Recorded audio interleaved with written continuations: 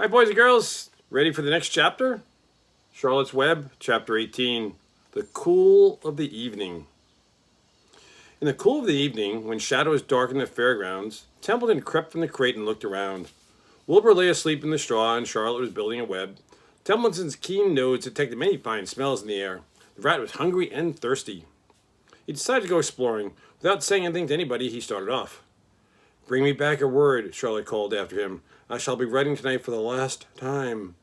The rat mumbled something to himself and disappeared into the shadows. He did not like being treated like a messenger boy. After the heat of the day, the evening came as a welcome relief to all.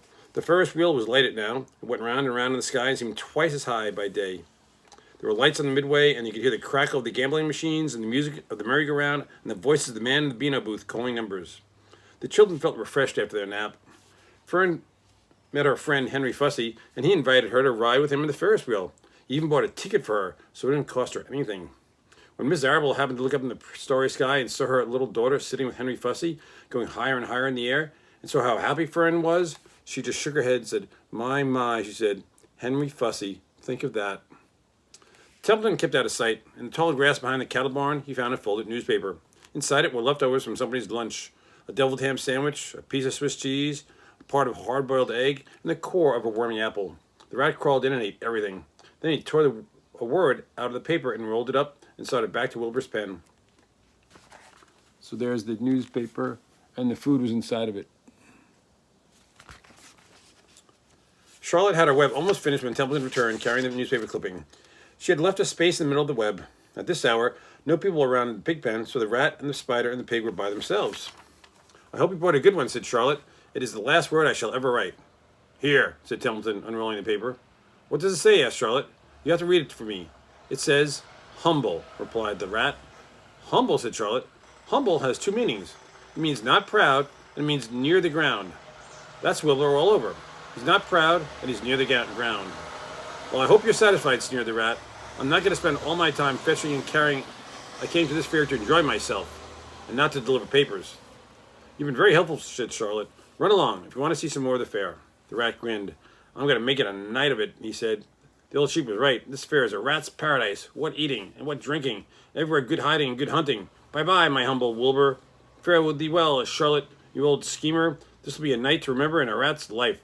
He vanished into the shadows. Charlotte went back to her work. It was quite dark now. In the distance, fireworks began going off, rockets scattering fiery balls in the sky. By the time the Arables and Zuckermans and livery returned from the grandstand, Charlotte had finished her web. The word humble was woven neatly in the center. Nobody noticed it in the darkness. Everyone was tired and happy. Fern and Avery climbed into the truck and lay down. They pulled the Indian blanket over them, and Lurvy gave Wilbur a forkful of fresh straw. Mr. Arable patted him. Time for us to go home, he said to the pig. We'll see you tomorrow. The grown-ups slowly climbed to the truck, and Wilbur heard the engine start, and then he heard the truck moving away at a low speed. He would have felt lonely and homesick had Charlotte not been with him. He never felt lonely when she was near. In the distance, he could still hear the music of the merry-go-round. As he was dropping off to sleep, he spoke to Charlotte one more time. Sing me that song again about the dung in the dark, he begged.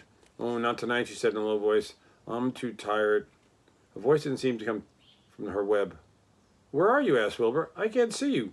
Are you on your web? No, I'm back here, she answered, up in this back corner. Why aren't you on your web? Asked Wilbur. You must never leave your web. I left it tonight, she said.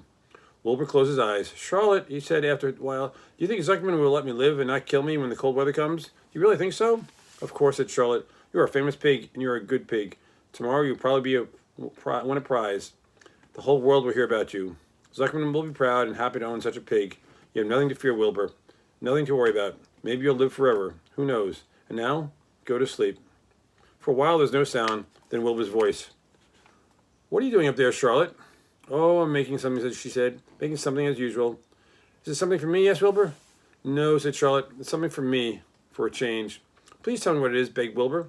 I'll tell you in the morning, she said. When the first light comes into the sky, and the sparrows stir, and the cows rattle their chains, when the rooster crows and the stars fade, when the early cars whisper along the highway, you look up here and I'll show you something. I'll show you my masterpiece. Before she finished the sentence, Wilbur was asleep. She could tell by the sound of his breathing that he was sleeping peacefully, deep in the straw. Miles away at the Arbel's house, the men sat around the kitchen table eating a dish of canned peaches and talking over the events of the day. Upstairs, Avery was already in bed and asleep. Miss Arbel was tucking Fern into bed. Did you have a good time at the fair, she asked as she kissed her daughter. Fern nodded. I had the best time I've ever had anywhere or any time in my whole life. Well, said Miss Arable, isn't that nice? In the end of chapter 18. We'll read chapter 19, The Egg Sack, tomorrow. See you guys then. Bye.